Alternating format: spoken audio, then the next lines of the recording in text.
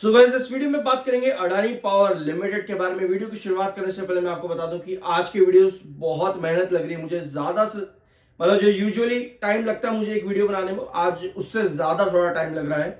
So I appreciate कि अगर आप वीडियो को लाइक करते हो और सब्सक्राइब करते हो तो ज्यादा अच्छा, ठीक है, क्योंकि टाइम आज मुझे सीरियसली बहुत ज्यादा लग रहा है एक एक वीडियो को अपलोड करने में या फिर बनाने में भी। ठीक है, तो अडानी पावर के बारे में बात करेंगे। यहाँ पर एक अपडेट है जो मैंने आपके साथ इसी वीक के अंदर ना आइनॉक्स विंड के वीडियो में डिस्कस करी थी, और कल के दिन मैं आपको पहले वो अपडेट दिखा देता हूं। ये वाली अपडेट है, ठीक है। India's energy ministry asked regulator to defer stricter green energy norms या पर रूल्स, ठीक है। और इस अपडेट का सिंपल सा अगर मैं आपको कंक्लूजन यानी कि मीनिंग बताऊं तो ये है कि जो ये कंपनीज जो रिन्यूएबल एनर्जी की कंपनी क्लीन एनर्जी प्रोवाइड करती है और जितना वो प्रोड्यूस करती है उसको कम बेच पाएगी मार्केट के अंदर, ठीक है। इतना एक छोटा सा कंक्लूजन यहां पर समझना इस अपडेट का।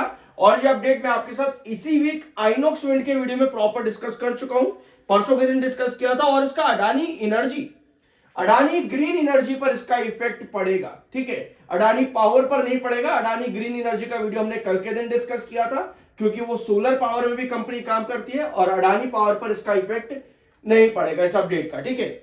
तो जरूर नोट कर लेना इस अपडेट को। ऑल अडानी ग्रीन एनर्जी ने वापस से रेजिलियंस शो करा, जो कि बहुत अच्छी बात है। और एक बार डायगोनल के ऊपर अडानी ग्रीन आ गया ना, तो वापस से ब्रेकआउट के चांसेस बन जाते हैं। तो जरूर देख लेना कल के दिन का अडानी ग्रीन एनर्जी का वीडियो, बहुत सी डिटेल्स आपको वहां पर मिल जाएंगे। स्पेशली चार्ट पैटर्न में डायगोनल क्या होता है वो आपको बहुत अच्छे सीखने को मिलेगा, ठीक है। अडानी पावर में मॉर्गन स्टैनली ने बड़ा टारगेट दिया था 17% अपसाइड पोटेंशियल के साथ में, जहां पर 185 का टारगेट था according to Morgan Stanley in Adani Power Limited. लेकिन स्टॉक में गिरावट दिखी। लेकिन हमको इस अपडेट से, जो कि आपकी आई थी 6 नवंबर को, इसी महीने की इवैल्यूएशन यहां पर अभी हम कर रहे हैं, इस अपडेट से आपको सीखने को क्या मिलता है? आपको दिखता है एबिटा ग्रोथ 20% होना चाहिए, एक्सपेक्टेशन है फाइनेंशियल ईयर 25 से लेकर के फाइनेंशियल ईयर 33 की। अडानी पावर का पोर्टफोलियो पोजीशन जो है 41.9 गीगावाट पर है, जो कि इंडिया की राइजिंग पावर डिमांड को एक्सपेक्टेशन के अकॉर्डिंग चला सकता है। तो अकॉर्डिंग टू मॉर्गन स्टैनली ये है कंपनी से एक्सपेक्टेशन। अब कंपनी ने, अडानी ग्रुप ने क्या किया है, एक अपडेट दिया है, कहा है कि हम 90,000 करोड़ का डेट रेज करेंगे। अडानी ग्रुप 90,000 करोड़ का डेट रेज अगर करता है, इसका मतलब ये है अडानी ग्रुप का केपेक्स इंप्रूव होगा। और पिछले कुछ फाइनेंशियल ईयर्स के अंदर कंपनी का केपेक्स इंप्रूव हुआ है। केपेक्स इंप्रूव होने का मतलब यह है कि कंपनी ज्यादा से ज्यादा, यानी कि अडानी ग्रुप जो है ज्यादा से ज्यादा जो आपके प्रोजेक्ट्स होते हैं उनको एक्वायर करेगा। ज्यादा से ज्यादा प्रोजेक्ट एक्वायर करेगा मतलब कि ज्यादा से ज्यादा आपके एसेट्स एक्वायर करेगा।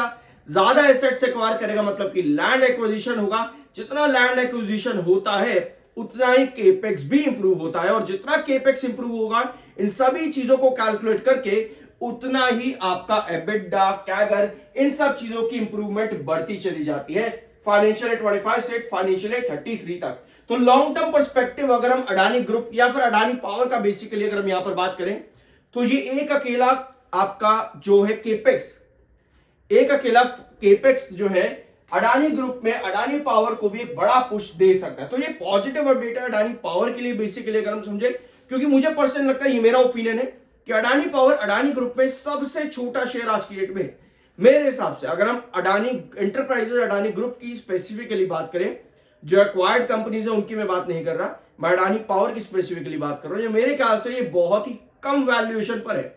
और वैल्यूएशन जानने के लिए आपके पास 3 पॉइंट होते हैं, आपको मालूम होगा। पहला पीई, दूसरा ईपीएस, और तीसरा रेवेन्यू ग्रोथ परसेंटेज, जो कि अभी जो क्वार्टर कंपनी का आया था वो माइनस में था, ठीक है। तो जिस तरह से कंपनी ये पूरा काम करती जाती है, जो अभी हमने यहां पर डिस्कस किया है, पूरा प्रोसेस जैसे कंपनी का चलता है, रेवेन्यू ग्रोथ परसेंटेज भी आगे जाकर के इंप्रूव होगा। और जितना रेवेन्यू ग्रोथ परसेंटेज मतलब कि उतना हाई ईपीएस, और जितना हाई ईपीएस उतना आपका लो पीई, और उतना चार्ट पर ग्रोथ करने की अपॉर्चुनिटी क्रिएट होती है, ठीक है। तो इतना भाषण देने के लिए अगर समझ में थोड़ा सा आया हो तो सब्सक्राइब कर देना। लेकिन अगर आपको नहीं समझ में आया तो फिर मैं आपके साथ ये बात कहूंगा कि इस वीक मैंने आपके साथ ट्रेंट लिमिटेड का एक वीडियो डिस्कस किया है, वहां पर पूरा एग्जांपल के साथ आपको ये सब चीजें समझाई हैं, जो अभी हमने यहां पर 3 पॉइंट सीखे हैं, ठीक है। अडानी पावर का पोर्टफोलियो जो है वो थर्मल प्लांट और सोलर एसेट्स के लिए आगे चलता है। पावर परचेज एग्रीमेंट से कंपनी के लॉन्ग टर्म के लिए, और ये अपडेट मैं आपको क्यों बता रहा हूं, क्योंकि according to market experts long term trajectory में अडानी पावर, अडानी ग्रुप का एक स्टॉक है जो कि अपने डाइवर्सिफाइड बिजनेस के लिए, डाइवर्सिफाइड पावर प्लांट्स स्केल के लिए जाना जाता है। और ऐसे में long term perspective according to market experts Adani Power का स्ट्रांग हो जाता है। लेकिन जब बात आती है लॉन्ग टर्म इन्वेस्टमेंट, यहां पर लॉन्ग टर्म पर्सपेक्टिव की, दैट डजंट मीन कि आप कहीं पर भी जाकर के बैठ गए और आप सोच रहे हो भैया मार्केट एक्सपर्ट से लॉन्ग टर्म कहां है, तो लॉन्ग टर्म में तो मतलब शेयर भागता रहेगा जिंदगी भर। ऐसा नहीं होता। लॉन्ग टर्म ट्रेजेक्ट्री डिपेंड करती है ट्रेंचेस पर। अब ट्रेंचेस क्या होते हैं? ट्रेंचेस मतलब कि फॉर एग्जांपल आज आपका शेयर कहां पर है? 150 रुपए के पास में है, ठीक है। आप कहते हो कि यार 150 रुपए मुझे इसकी वैल्यूएशन कम लग रही है, आपने अपना रिसर्च किया। फॉर एग्जांपल मैंने अपना रिसर्च किया, मैंने कहा 150 रुपए पे ये स्टॉक अच्छा दिख रहा है, मैं क्या करूंगा, मेरा पहला स्टेप इसमें छोटा इन्वेस्टमेंट, ठीक है। अडानी पावर नहीं बढ़ा, अब मैं पैनिक नहीं हो रहा क्योंकि मैं ट्रेंचेस पर काम कर रहा हूं, मेरी लॉन्ग टर्म का विजन है, ठीक है। एक स्टेप में नीचे आ गया, 150 का शेयर आपका हो गया फॉर एग्जांपल 130 का। अब मैं पैनिक नहीं हो रहा क्योंकि मुझे पता है मेरा लॉन्ग टर्म विजन है और मुझे ट्रेंचेस में इन्वेस्ट करना है। दैट मींस कि नेक्स्ट जो इन्वेस्टमेंट मेरा आएगा वो 130 के पास आएगा। अभी भी अडानी पावर इंप्रूव नहीं हो रहा है, अडानी पावर गिर गया 110 पे, फॉर एग्जांपल ले रहे हैं अभी हम यहां पर, फॉर एग्जांपल अडानी पावर 110 पर गिर जाता है।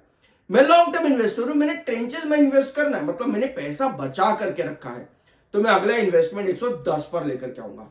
अब यहां अडानी पावर हो जाता है स्ट्रॉन्ग और मेरा एवरेज आ जाता है 115 के आसपास और शेयर चले जाता है वापस 150 पर। अब जिस इन्वेस्टर ने लॉन्ग टर्म ट्रेजेक्ट्री को गलत तरीके से समझा और 150 पे ही अपना सारा इन्वेस्टमेंट लगा करके रखा, उस इन्वेस्टर के लिए कोई फायदा नहीं होने वाला इस 110 से लेकर के 150 तक की रन का, क्योंकि वो तो 150 पे अपना पूरा इन्वेस्टमेंट लगा करके बैठा है। वो लॉन्ग टर्म कह करके अपने आप को पूरा इन्वेस्टमेंट 150 पर लगा करके बैठा और वो पैनिक था 110 पे आने पे। अब शेयर 110 से उठ करके वापस 150 पे आया और उसको कुछ भी हाथ नहीं लगा। अब वो फिर चिल्ला रहा है कि भैया long term long term long term, और फिर से शेयर चले जाता है नीचे और वो फिर वो परेशान कि भैया मैं क्या करूं। इसलिए कहता है अगर आपकी लॉन्ग टर्म पोजीशन किसी भी स्टॉक में बनानी है, ट्रेंचेस पर इन्वेस्टमेंट आना जरूरी है। और यही एक पूरा कंक्लूजन है आज के इस वीडियो का, जो कि हम इवैल्यूएशन कर रहे हैं नवंबर के महीने में कि मार्केट एक्सपर्ट्स की क्या पोजीशन है, आने वाले फाइनेंशियल ईयर के लिए क्या कंपनी का प्लान है, क्या कंपनी का पावर प्रोजेक्ट है। इन सभी चीजों को अगर आप इवैल्यूएट सही तरीके से करते हो, आपका इन्वेस्टमेंट सही जाता है। कभी भी लॉन्ग टर्म इन्वेस्टर अपना सारा जमा पूंजी उठा करके टॉप पर नहीं बैठता। अगर वो ऐसी गलती करता है तो बस वो ऑपरेटर का गाना गा गा करके जिंदगी भर परेशान होता है। आई गेस ये पॉइंट क्लियर हो चुका होगा। और अगर जब बात आती है ऑपरेटर की, तो ऑपरेटर से रिलेटेड ऑपरेटर क्या होता है, इसके वीडियोस आपको मेरे दूसरे यूट्यूब चैनल पर मिल जाएंगे, जरूर चेकआउट कर लेना, लिंक डिस्क्रिप्शन बॉक्स में है। 52.8 का आपका एमएफआई, 42.7 का आपका आरएसआई, टेक्निकल्स न्यूट्रल है और चार्ट इस समय जिस ट्रेजेक्टरी पर है, ये एक बहुत इंपॉर्टेंट ट्रेजेक्टरी है। आने वाला हफ्ता यानी कि दिसंबर का फर्स्ट वीक अडानी पावर के लिए बहुत इंपॉर्टेंट है।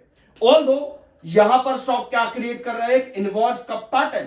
इनवर्स कप पैटर्न का 154 से लेकर के 145 इंपॉर्टेंट कंसोलिडेशन जोन है, जहां पर स्टॉक ऑलरेडी चल भी रहा है, यानी कि हमें कुछ इस तरह की पोजीशन मिलनी चाहिए आने वाले एक महीने के बाद में, जहां पे नीचे का गैप हमारा लगभग 138 के आसपास था। अगर मैं गलत हूं तो पिछला वीडियो देख लेना, ठीक है। अभी मैं रफली बता रहा हूं, जो कैलकुलेशन थी वो मैंने पिछले वीडियो के अंदर कर दी थी अडानी पावर के, ठीक है। और जो आपकी अब ट्रेजेक्टरी है वो अराउंड 158 की है। तो ये पूरा गैप आपका इन्वर्स का पैटर्न के कंसोलिडेशन का अभी तक की जो पोजीशन है अडानी पावर के अंदर, ठीक है। तो ये इन्वर्स का पैटर्न है, लेकिन आने वाला हफ्ता बहुत इंपॉर्टेंट है अडानी पावर के लिए। क्या मार्केट 10 दिसंबर से हमारा स्ट्रांग रहेगा? क्या मार्केट को अच्छे बेसिस मिल पाएंगे? आने वाले 10 तारीख दिसंबर बहुत इंपॉर्टेंट रहेगी। ऑल दो अडानी पावर ने यहां पर अपने रेस्ट्रिक्शन लेवल्स अब गिराने शुरू कर दिए हैं, जो कि एक अच्छी बात नहीं है।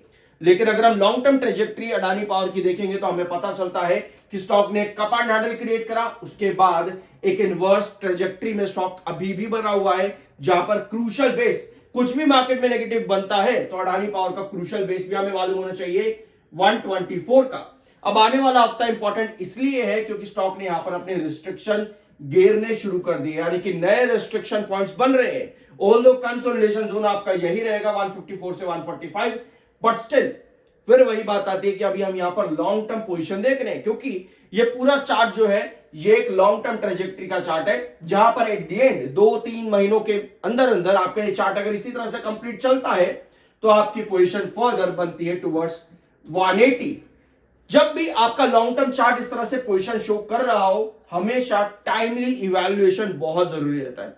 टाइमली इवैल्यूएशन मतलब ये होता है कि आपका एक बेस टूटा, फॉर एग्जांपल 145 से 138 का जो आपका पूरा ये कंसोलिडेशन जोन जो अभी आपने यहां पर स्क्रीन पर देखा, ये कंसोलिडेशन जोन आपका टूट जाता है, तो आपको ये चीज मालूम होनी चाहिए कि आपका नेक्स्ट ट्रेंच कहां पर आकर के बनता है। अगर हम इस तरह से अपने आप को तैयार नहीं रखेंगे ना, तो कोई फायदा नहीं है मार्केट में इन्वेस्ट करने का।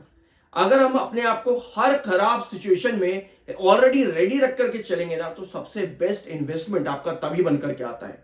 ठीक है, आई गेस यहां पर ये पॉइंट क्लियर हो चुका होगा।